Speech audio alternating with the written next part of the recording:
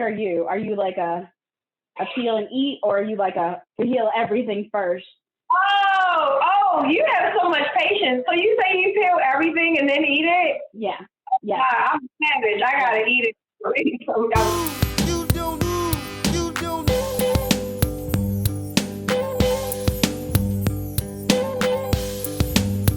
Hi, I'm Kelly. Hi. Hey, Krystle. Hey, Kelly. What are we cooking today? Today we're going to be making stuffed shrimp, which is my death row meal. If I'm ever, I can't see it happening, but if I'm ever going to that long walk and I have one meal, this will be it. It's something that my mom made for me when I went off to college and would come home and homesick and just like, it's a special treat. It's an expensive special treat, and I'm from Baltimore, so it's very much like a hometown a classic. Love it. Okay. So what should we do first? Where are we at? So first, I would say get your shrimp and butterfly it. So like stuffed shrimp is basically crab cakes, which everyone knows, is popular in Maryland. Stuffed into a shrimp. So, more goodness. My favorite thing. Yeah. Absolute favorite thing. So I'm gonna start first by butterflying the shrimp. And okay. you can cut it as deep. I'm gonna open it up. I'm not gonna cut it like right to the end because I did. I cut it a little too much. Now I got like a hole. Okay. But, I mean, this is one of these things. When my mom said the shrimp can fall out. It's very delicate. Yeah, so you don't want to split it like I did. That's nice. You got that meat at the base, but you got a nice butterfly, enough to kind of to stuff the shrimp in. Okay. Now a foolproof way to make this is kind of like a crab cake with a shrimp inside of it. Like if you're just like, if you find like a first batch is getting way messy and is not maintaining the shrimp, my mom did today tell me that. I don't like it like that. I've never had it like that. Not the man stuffed shrimp. So we're going to go for the butterfly out. So yeah, here we go. This is a nice one for me. Okay. So I'm going to make sure I have 2 forks on deck so that I can lift them out and not have them be too exactly apart. Yeah, this is delicate. Like it's tasty. The flavor profile is banging. You got like the crab cake, which is fluffy, and then you got like that shrimp, and you don't really like, and it cooks really fast too. So the prep is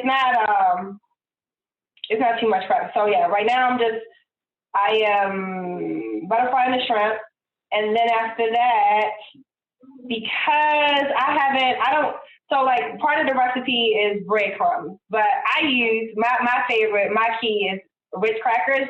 So I'm going to, after I do that, I'm going to wash my hands because I've been playing with fish. And then I'm going to crumble my Ritz crackers so that I have breadcrumbs. And we're going to make the crab cake mixture. And then we're going to make the batter. And then we're going to stuff the shrimp with the crab cake mixture. Okay. Batter and then fry. Oh, also, so right now, just start by heating your oil. I'm using canola oil. Usually, if not now, I use oil, something that can fry high.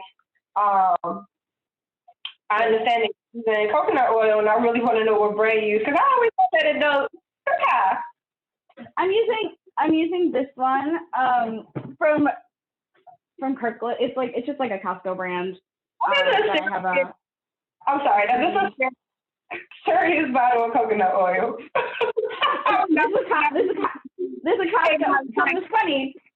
I did one of these where I had to make like Thai food, and the recipe asked for coconut oil, and I was like, I didn't have any coconut oil, and I was like, well, I'm already getting coconut milk from Costco. Like, why not just get the coconut oil?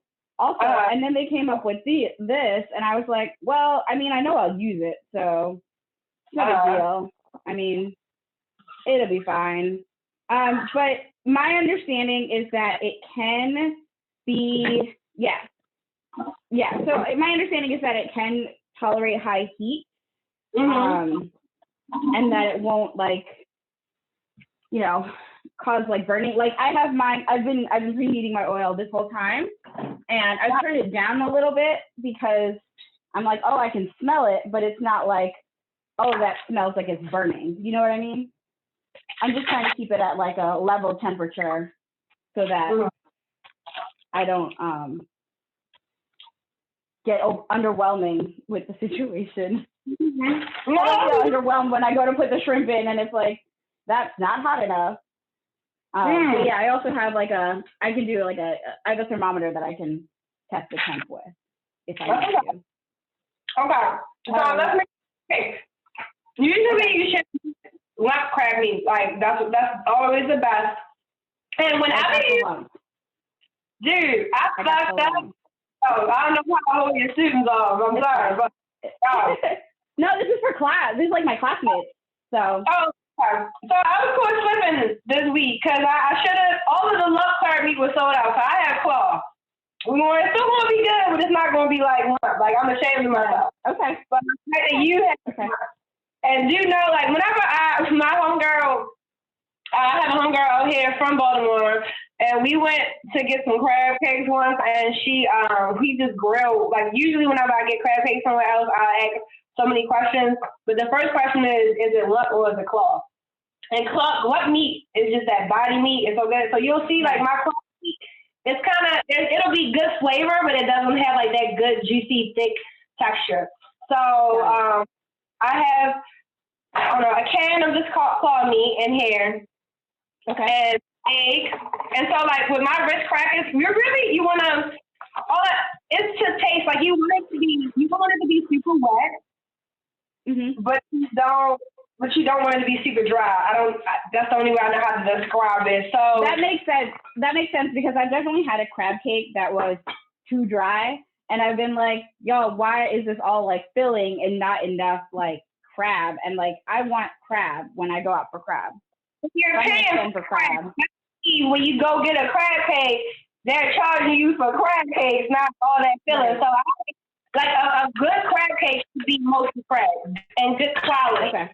That's the thing. Okay. That's any seafood. So I'm starting with about, I would say an eighth of what I have in crab meat. And I'm going to add more. It's better to add more than to be like, oh, okay, now I have like a really wet and I have to add more. And I'm just going to basically have a combo of a bread fish cake.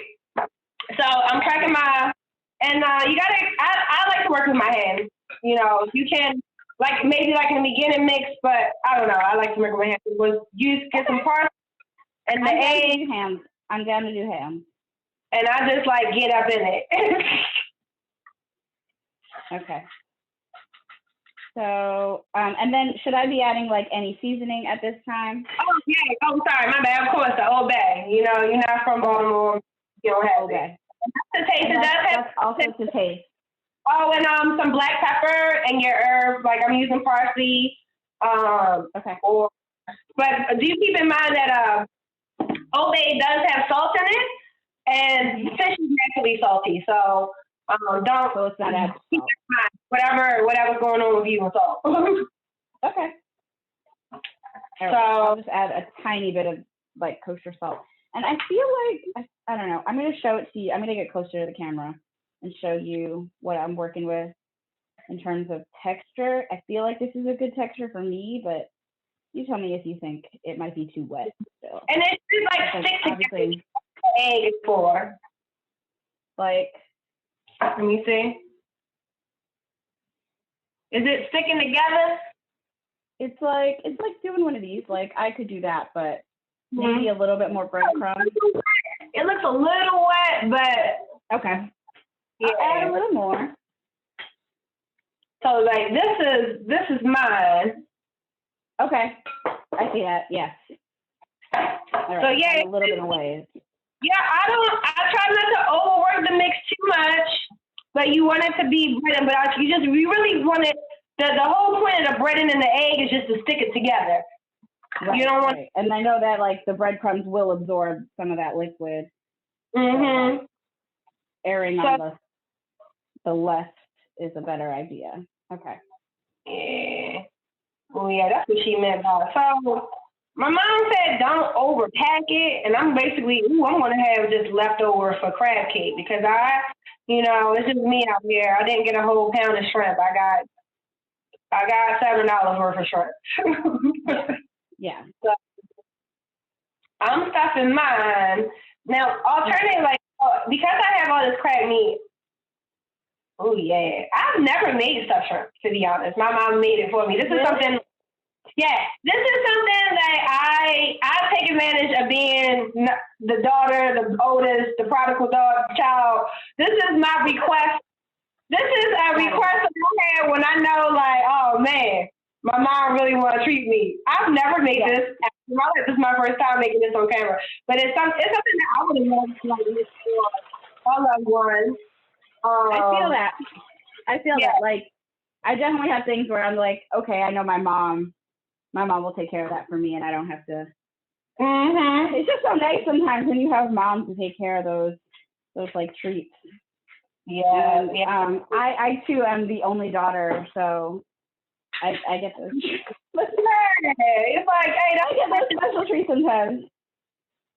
I don't think, even when I make crab cakes here, I make crab cakes here whenever I feel nostalgic and I see or I see crab meat somewhere. And now I know, Vaughn's is the plug. So, but whenever I'm really selfish, I'm really generous and with my food and my cooking and most times, but I'm really picky who I share crab cakes with. Okay. And I went over a friend's house. I would make crab cake, but she wasn't ready to eat it then. I only gave her one because I was over her house and I should give her a crab cake. But she wanted to save it for later. I was like, girl, I'm eating crabs right now. So that's just going, I don't know. I'm stingy with crabs. Okay, so crab for me is nostalgic also. Not regionality, but it just reminds me of my grandma who would every summer we'd boil a pot of crabs and then we'd all sit around the table and eat crab with rice and we eat it with our hands and we eat the rice with our hands and it's just so nostalgic for me. So I totally feel that being selfish about crab. And here's the thing. So when I do it, it's I'm okay, I want to peel all my crabs, or I want to peel all my shrimp before I get going with the eating part. But I know people are oh, I like to eat my crab while I peel and stop, whatever. Which are you? Are you a peel and eat, or are you a peel everything first? Oh, you have so much patience. So you say you peel everything and then eat it? Yeah. I'm savage. I gotta eat it. I need the rice to be really hot, and then I need all that crab juice, all the I just need to get them all out and then put my little pile of shells. And then I got to go and go in for my crab and rice together. I wish I had that patience because I feel like the payoff is definitely well worth it. But now I am the type, I'm eating a whole, I haven't eaten in days. And I'm rubbing my face, so I'm getting sauce in my eyes. That's me. It's perfect. Can I show you this and you tell me if it's if this is a good situation? I'm watching you do it. I'm that's beautiful. I think it looks good in mine. I'm trying to do your mama proud. I'm just when people share their recipes with me in this way, I'm please let me know that your mom or your grandma or your relative of sorts is being that's a good look. I would, because I definitely know that in our kitchen, if my mom or my grandma would see something and she'd be let me do that because that's not right. I'd be oh, could you help me improve? No, I'll just do it. And it's just oh no, but I want to do it right. Show me I'm doing this right. I love your story about the shrimp and the communal, because that's something that we do in Maryland on the summer. You look for the guy with usually look for somebody a pickup truck, and they sell them by the barrel, and it's just a treat. You get we spread the newspaper down all over the table, and when I was a kid, like playing, we would like put the crabs down on the floor, watching them run around, and it was like seemed like so much torture. And then drop them in the pot. Motherfuckers, they scream, it's crazy, but they taste so good and so simple. I know.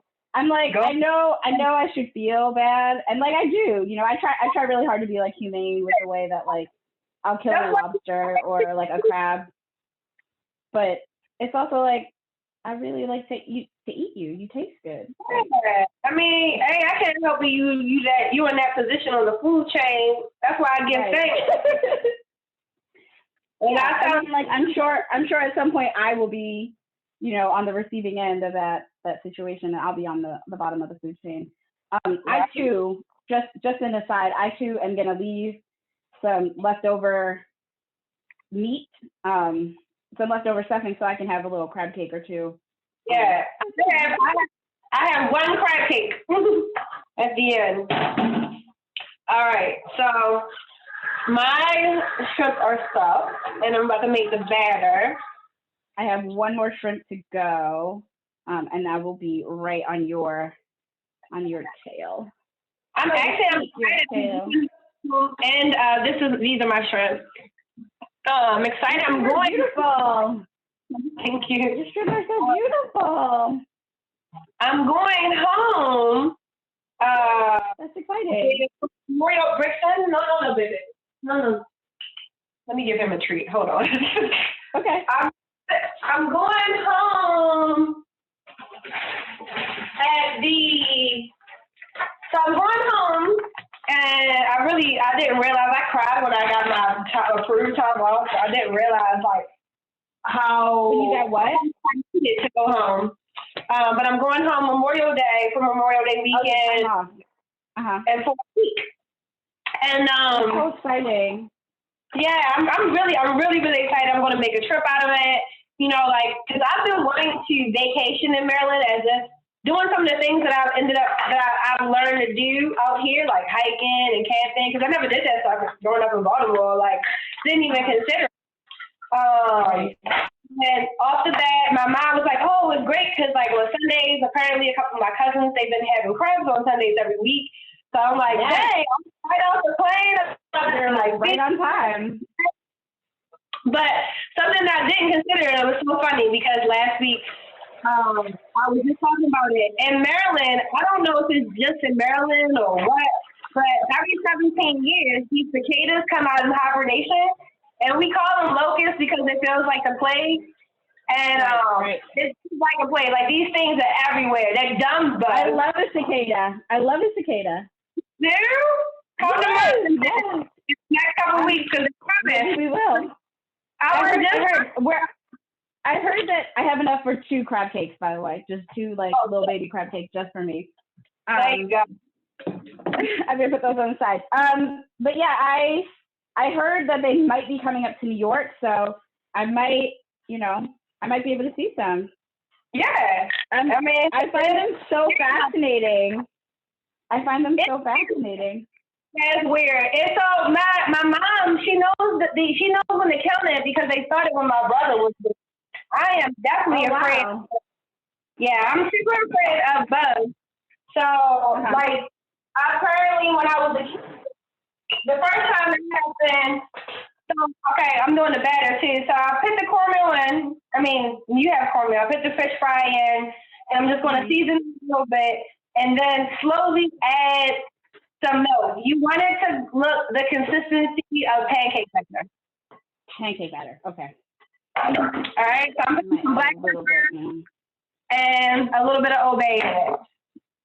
But so like the first time the cicadas came, apparently like one went on my chest and I went running in the street and almost got hit by. Yeah. And then the second time it happened was when we were in college in between my first and second year, and that was my time experience as an adult. And it felt like the plague. I had a parasol. I got a Chinatown. Just like raining bugs. That's how many bugs. Oh wow. Yeah, it's straight up like biblical looking crazy shit. So I was just telling myself that, not knowing how old I was, like this is how I'm getting old. We was on a bike ride last week, And I was like, tell him about it again. I was like, yeah, it's crazy. I hope I'm never in Baltimore when that happens. And I got the ticket not knowing. And my mom was like, she called me up yesterday. She said, oh, I forgot to tell you the cicadas are back. And I was like, I was like, it's been 17 years. I was like, hold up. Right. It's been 17 years. Dude, it's been 17 years since I was in college. That shit felt like yesterday. I was just thinking about this the other day. How long you and I have known each other since college, and two, the last time that I saw you in person was in 2009, and I was like, yes, and I remember this because I just moved to LA. Oh yeah, you got me bike riding. The first time I went on a bike in like 13 years was a bike to see you in some place in Hollywood. And we ended up going to this part, like one of those like rewind weekend parties that they used to do. And I was like, oh my gosh, it's so exciting. And like, I was like, oh my God, that's the last time I saw Kelly in person. That's so wild. But I mean, obviously one to dance, and two, like, you know, just a reunion situation. So I will have to come out to LA when all this mess is, you know, calmed down a little bit. We're getting our second vaccines in a few weeks. I'm in Long Beach though, Krystle, I think years. What's that? I love Long Beach. I mean, you know I love Long Beach. I haven't been to Long Beach in years, but Long Beach was my heart when I was there. Is this good? Do we think that this is too thick? If I didn't have to deal with bikinis, I would so be in Long Beach. But you've been there, like really, like forced me to explore the area, and I fell in love with Long Beach. And every time I'm there, I think just real quick, does this look like a good consistency? So all right, this is the first time I saw it. My mom said pancake, so yeah, I'm gonna say yeah. Okay, I have a little bit of milk left over. Maybe I'll add just a tiny bit. Yeah, I think let's do a test one. We both have heat. I mean, we both got our. I think let's do a test first. Okay, that sounds good. Okay, I'm gonna bring my pan over. It feels real hot. Okay. My oil feels like doing it. Actually, here's my skimmer. So that might help me. All right. Okay.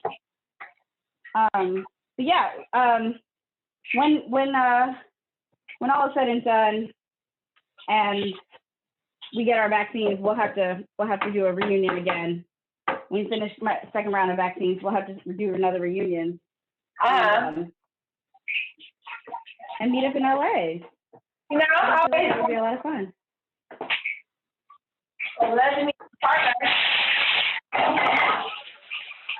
Okay, so I'm just gonna test some batter. So I just did experimentation, and at first my batter was thick and everything stuck together, and then I loosened the batter and not so much. Okay, I just added a little bit of batter to the pan to see how it would puff up, see what colors I got out of it, and I think we're good. I think we're good on the heat of the oil, and the batter seems to be a nice golden brown color. So I'm gonna scoop these bad boys out. So yeah, I got my peaches from Georgia. I just realized Justin Bieber is tight. You know, it's funny because I've been like, okay, like my husband is like Justin Bieber, blah blah blah, and I'm like, okay, babe, you know, like we're a little old for him, I feel like, you know, but lately he's been coming with it. You as old as you say you are. Right, but I was like, lately he's been coming with it, so you know, I'm okay with him. This latest, I mean, some of it's very God, but you know, that was to be expected. God, like his like, you know, because he went through a religious reawakening situation. But I don't know what's going on with pop culture. Okay, I put my first shrimp in. It's going. Do I have to flip it? Is it falling apart? You do have to flip it, but Okay. yeah, I made It's mine. not falling apart. Okay, good. That's good. Ooh. Everything okay? Yeah, I'm just making sure I don't burn myself again. Oh, okay. There's another way she does it, and I prefer that way. It's a little easier. If you do it, you don't batter it, but you grill it, and that, if you have it interested, that works too. But this is like the way I felt with it the first time she made it. Yeah, my batter. Ooh, I need to thicken it up. Shit. Damn, I fucked up the batter. At first it was fine. Then I fucked it up. No. I had loosened it. I thought it needed to be, but I was wrong. It needs to be So thick. what am I looking for with regards to like the fried batter bits? First of all, I battered the tail because I'm all about crunching on the tail. And it looks a little bit pink underneath. But I just want to know, is it just like, am I just looking for golden brown? Am I looking for, what am I looking for? I think you're looking for golden brown, because the shrimp cooks really, it all cooks really fast. So just like when it's crunchy, then it should be cooked. Okay. Oh man, Maybe give that a little bit longer. So I'm pretty excited about this. This is very like, I'm trying to like watch the things that I eat. And this is probably totally against that, but some days you gotta treat yourself, and I'm okay with that. You can't feel guilty about food. I feel like. What did your mom say when you told her we were gonna make this? Oh, no, she knows that I cook all the time, so the one recipe she won't give me, I wish she could stop playing games. She makes great catfish. Okay. And she just won't get that recipe to me. But I call her acting red and stuff like that all the time. Mm-hmm. I just didn't remind her that because I'm like spending my money, and I was looking like, I don't know if I can afford it for you, because my mom, she gets quality stuff too. I'm going to Baltimore. She would go when she's getting like when Rachel came to Baltimore, she made this, and she likes, if she's going to do it, she's going to do it right. And we'll go to Lexington Market, which is like a old historic market, but it's open air. Those kind of places starting to become popular here in LA, which is weird, but yeah, it's like you get like your fresh there. I really did some crazy shit to my batter. So I'm wondering, this is more like something you didn't eat this all the time growing up. Right? Oh, no. This is special occasion. Yeah, this is special occasion. Like you got graduation. I know, like usually when everybody's prom, everyone went to Moe's seafood. Whenever it was like senior day or graduation, like a celebratory thing, you usually go and you get like some crab cakes or something like this, or make something like this.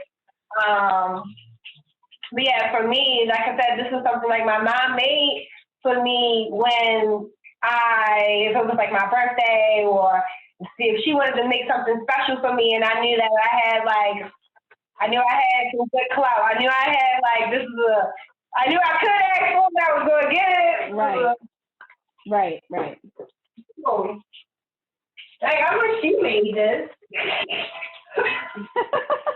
Well, I hope because we're following her recipe that we're doing it the way that, would make her proud. But I was like, she makes it. Like my mom, she makes fantastic tuna fish. You just like the way your mom makes it sometimes. So when you I don't know what the hell. I did something crazy with my batter. That's all I can say. What do you mean? I keep fucking it up. Oh.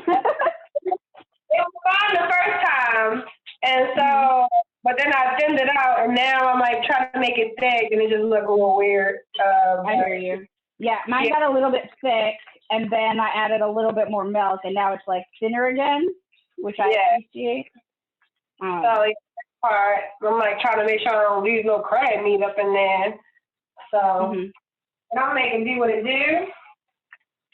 It's going to be like a fried boy. Yeah, so yeah, this is something that's a special occasion meal, not an everything meal. And definitely a summertime meal. Well, usually seafood, well, no, that's crab in the summer, but yeah.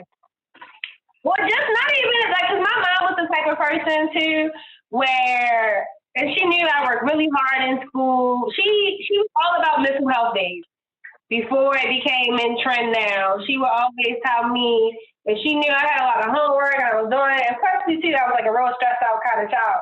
Like, she taught me early on, like, you need to take a break. Everybody needs to take a break. She would say, like, don't take breaks. I don't know why kids can't. And, you know, so she said, I would either, like, write. So this is, like, to me, I've definitely had this little hooky where, like, the first time I had sushi was with my mom. We played hooky, and we went down to one of those similar markets, like Lexington Market, and I had sushi for the first time. I remember I didn't know how to use chopsticks, and the guy hooked it up. He did some, like, little, like, engineering where he rolled up a napkin and with a rubber band, and, like, I could just use my chopsticks like a kitchen tool. I don't know. Right. Yeah. I've seen like the training, like, for lack of a better word, like the training wheels kind of chopsticks for. Yeah, that's exactly. For folks just learning, and they have like a wedge in between or something to like some traction between, so they don't fall apart. Yeah, so I think, like, you know, my mom would just, like, sometimes, hey, like, if you have it, let's just do it. Like, you know, it's like this is like steak too. You know, sometimes you go to the grocery store and you're like, I want some steak tonight. That's not something you eat all the time, but oh, this one looks beautiful. I have one that looks beautiful. That's making me excited. I don't know if you can see mine. I'm trying to, like, do, like, the end, but this is where I'm at right now with this frying. Oh, let's do that a little bit longer.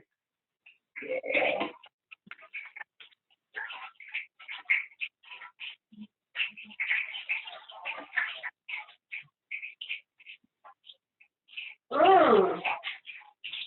yeah, I like a little cocktail sauce. That's it. I don't even think I just like a little. Some people, I'm not a saucy type person. If I feel I hate when you eat something and people say, well, ooh, that's because you ain't having with the sauce, and I'm like, well, that means it's like a sauce. It wasn't good on its own. Like, the sauce had to carry it. Yeah, you know, like, I'm not with it. You know, it's got an amplifier than me. So, like, it was like, if I'm doing all of this, spending all this money, I want to taste crab. And if I got to slap sauce on it, then that's a problem. So if you ever see me at somebody's house putting a bunch of ketchup, putting a bunch of shit on it, I mean, they can see to me. Right. I feel you on that. I feel like I'm pretty similar in that way, where it's just like, if it wasn't good without, you know, you add in the condiments. Yeah, then it's not good. It probably wasn't good to begin with. Yeah. So yeah, I would say a very easy version of this is broiling it. It takes out the breading, and it's bomb like that too. Actually, that's when my mom made it broiled the first time, because for years she was making it fried, and I don't know what happened. I think she was on her house tip maybe, and she broiled it, and I was like, God damn, this is amazing. So that's why I broil my crab cakes too. So if I were to broil this, you say that you could take out the breading, and then you just do everything else the same without the breading. Yeah, everything else the same, and you just broil it. And then you still have, like, the like breadcrumbs inside, or the Ritz crackers inside. I gotta try with the Ritz crackers. I feel like That's a good time. Because I love a buttery Ritz. They're so delicious. And that's another reason why I think I get it, because like they're not gonna snag on the Ritz. I'll definitely be snagging on Ritz.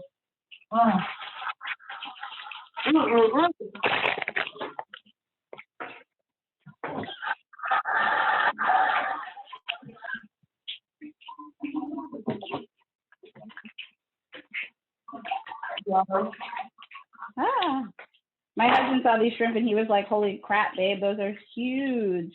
And I was like, well, that's why they call them jumbo, my friend. Yeah, they don't call them jumbo. I like that Vons has crab meat and all, but they don't really have a good selection like this. These shrimp was as big as I could get. Yours, I think, is going to be fantastic. It looks really good. What's that? Yours looks really fantastic. I think it's going to be really good. All right. Clean up. Everybody, everywhere. Clean up, clean up. So, Kelly, tell me, since this is like the special occasion, right? What is like the everyday, what was like your everyday food growing up? Like, what was that thing that you like, I know this is what your mom makes you when you're like, I'm coming home, or it's like a special occasion, but like, are there things that your mom made for you growing up where you were like, yes, that's nostalgia right there? I remember when I emailed you when we first started talking about doing this, and I said that I was really inspired by your Franks and Beans episode of Cooking with Kel on Sundays at 7 Eastern, 7 Eastern, 4 Pacific, IG Live. Gotta put the plug. You gotta put the plug for the homie show, because seriously, like that episode with you and your brother Chris, that really inspired me, because I was like, I really love how y'all like took something that was nostalgic for you, and you like did some research and you like found a way to make it your own thing, because it was something that y'all ate a lot growing up, and it's just like nostalgia. And I remember like when you started talking about it, because he came on the episode before. Yeah. And we were like, we should cook together. What do you want to cook? And he was just like, I don't know. What do you want to cook? And then y'all came up with like Franks and Beans, and I was just like, that to me is like quintessential growing up. Like I ate that every so often as a kid. And like that to me is like how I grew up eating Spam or like Vienna sausage. It's like things from a can that like other people would be like, oh, that's like quote unquote poor people food, or that's like that low class to be eating that or whatever. But it's like, just not nostalgic for me. Like that's like my childhood. So so I want to know like what other things like that like came up for you as you're an adult, as you're finding your way through the kitchen. What food memories are you holding on to that you like either are reinventing or you're looking back on being like, this is a classic for me? I mean, all that, when you said that, I thought of my father actually. Spaghetti was a big thing. Okay.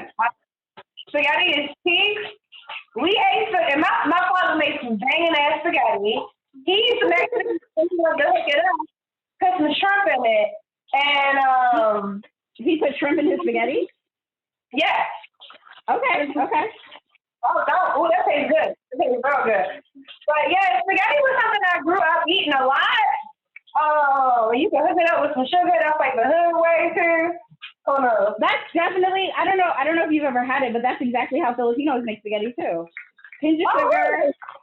Yes, they do sugar. They use hot dogs and cheddar cheese. Yeah, I love that. I mean, it just reminds me of home whenever I taste some spaghetti with sugar in it. But my mom.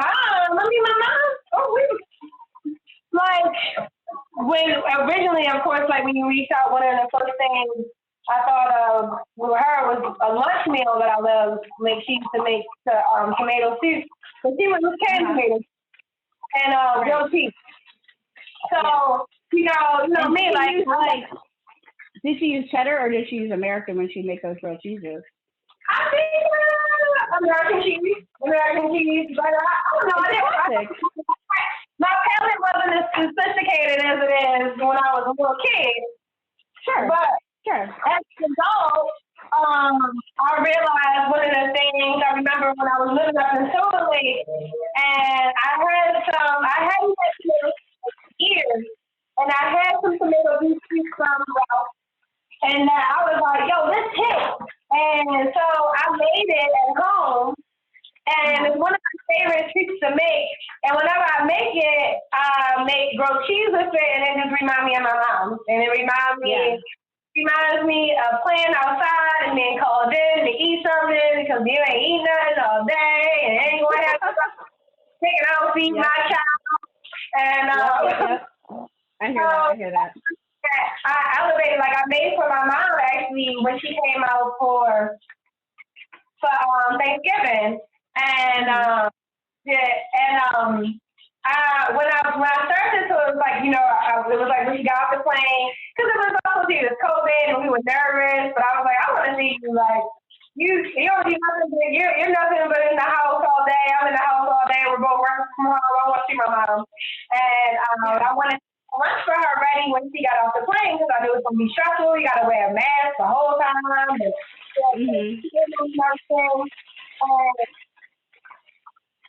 so I had lunch for her, and when she I was like, you should inspire. I told her it was inspired by the lunch, my favorite lunch she always made for me.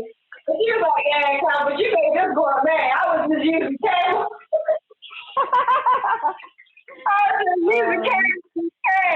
But it tastes so good. I don't know, something about, like, you know what, your parents back then, like, I grew up, I didn't grow up eating like how I cook. Like, I always had balanced meals where there was like a meat and a starch and a vegetable. But I remember growing up eating canned stuff. But so it was like my mom, she would make canned soup, but she would also doctor it. You know, people doctor stuff. Like they would make box cakes, but they would doctor it, so it don't taste like straight out the can or straight out. Even like that was like when I made it with fresh beans, but they would make it with canned beans, but it's all the other stuff that you put in it too. You know, right. Like when you fry bacon before you put it in there. I don't know, it's that love too and that intention. So yes. I just grew up eating practical, economical meals. like I love me some mashed potatoes when I was a kid. We used to, but when I think about my family meals, for the most part, I always think of breakfast. That was the main thing. You know, those big breakfasts on Saturday morning. And breakfast is just like such a big thing in my family. Or at least on my mom's side of the family, and I grew up for a big chunk of time with my grandfather on my father's side of the family. So, like, getting up early was a thing. You can't get up early and not have breakfast, especially taking care of kids. And so, throughout the week, it was always oatmeal, some oatmeal. My mom still to this day to me makes the best oatmeal. And maybe it's because she's my mother, but the way she makes oatmeal, it's just something. What does she put in her oatmeal? She makes it with milk and with cinnamon and raisins. Yeah. And that's how my dad used to make oatmeal too. Yeah, but it's also still about the texture. Her texture is just on point. Like it's not too thick and it's not too sweet. It's just perfect. And that's what my mom would say. So we eat oatmeal throughout the week, and then Saturday, that's when you whip out somebody make some pancakes, or some French toast, or some waffles, some eggs, with the cheese in it, and the milk. Yep. You know, all that. And we see Sam. Did you used to eat Scrabble? You remember Scrabble? No, but I heard that that's very regional. For like the Mid-Atlantic region, I heard that that's like Scrabble is your thing. Oh, really? Yeah, I've heard this because I have another friend from Baltimore, and she's like, Scrabble, that's what we eat here. And I was like, oh, that's interesting. I've only ever had scrapple at like a diner. I've never had it like at home. We always had Spam, either like fried and just like eat it with your food, like eggs, rice, and Spam, or we would eat it like diced and then put in macaroni and cheese. Like that was my dad's thing as a kid. He would always be like, I made mac and cheese, and it was always from a box.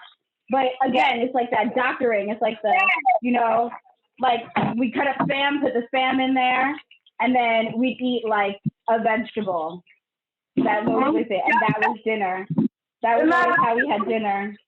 Yep, always like not green. or meat and the vegetables.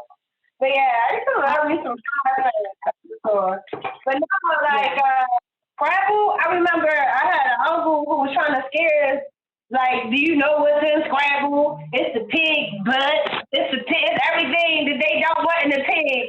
And I picked it up and put it in my mouth. I'm like, but it sure tastes good, though. That's right.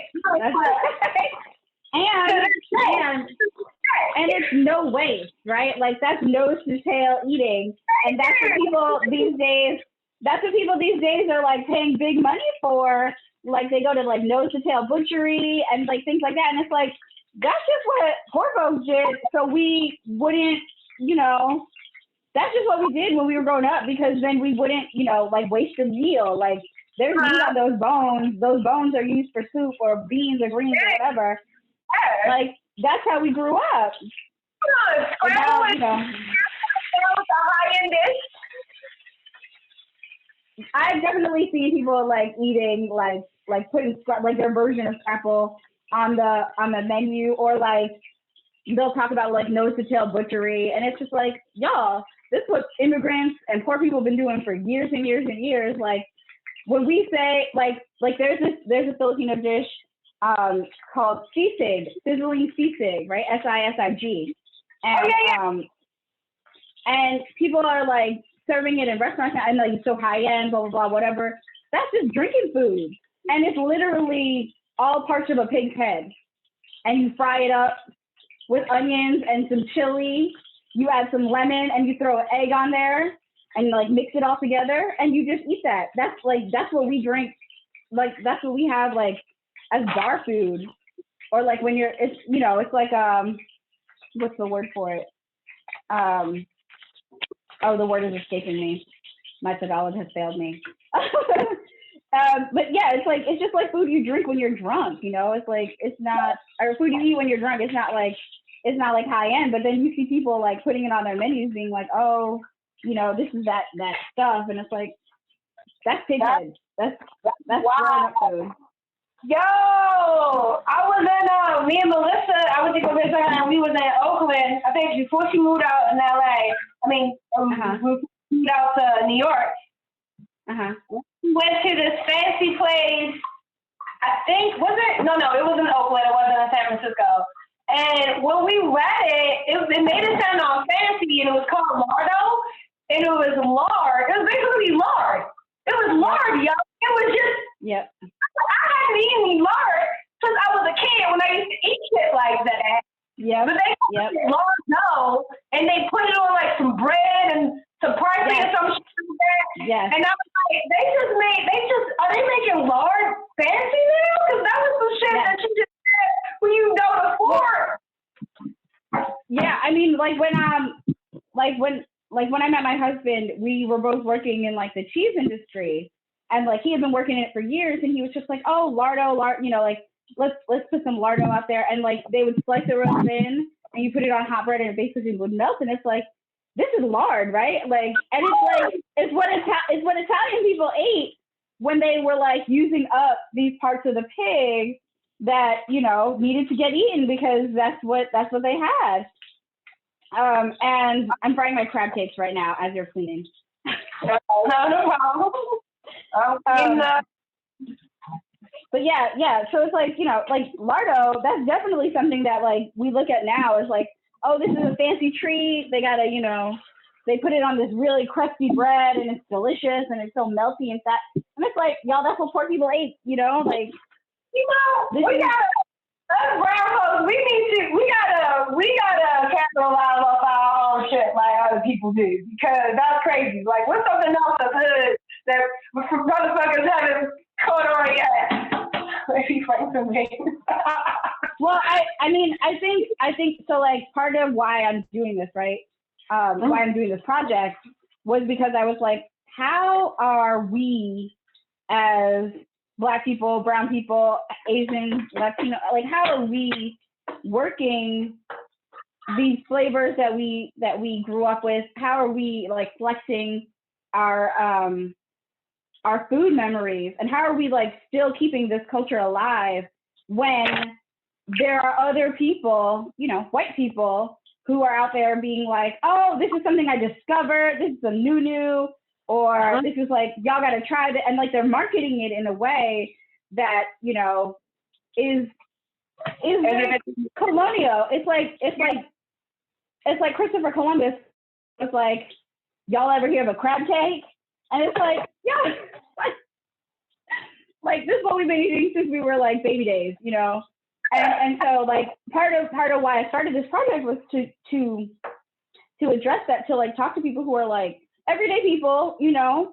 And that was important to me, that it wasn't like, one, because I was really nervous to talk to fancy food bloggers and be like, hey, how are you doing it? How are you preserving the culture by doing the food?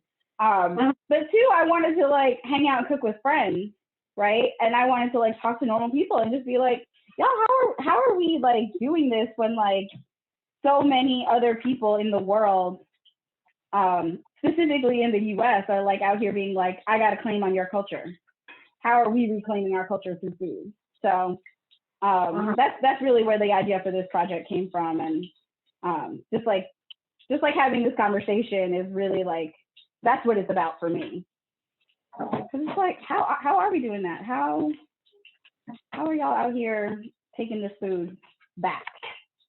Yeah. This is the reparations that we weren't promised, you know? It's like, take it back.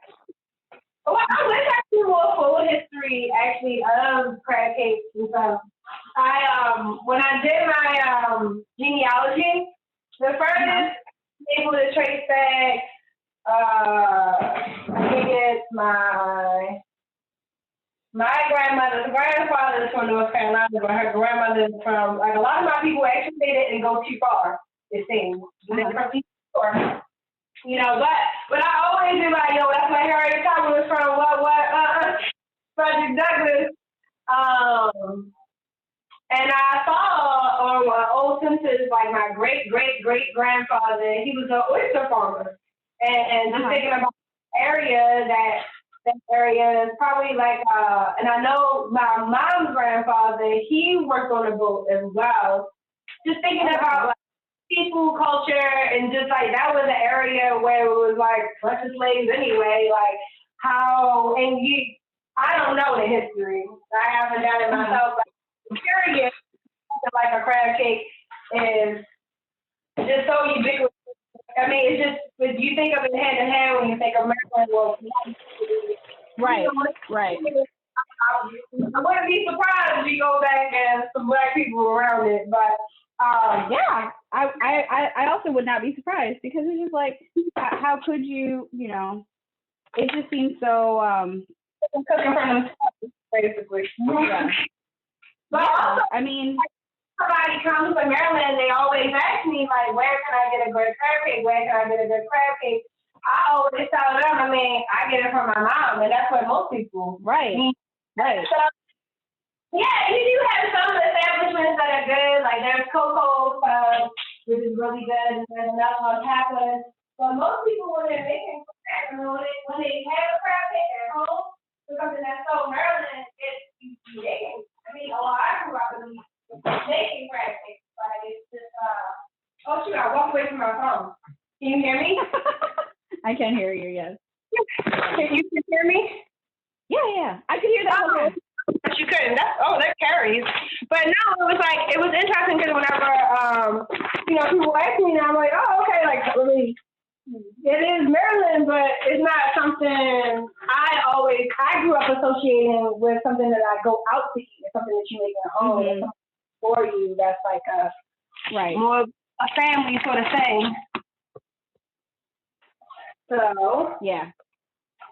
I'm done frying. I want to show you my shrimp just to see what you think. So long. That's good. It's not even mine. Oh my God, that looks so beautiful.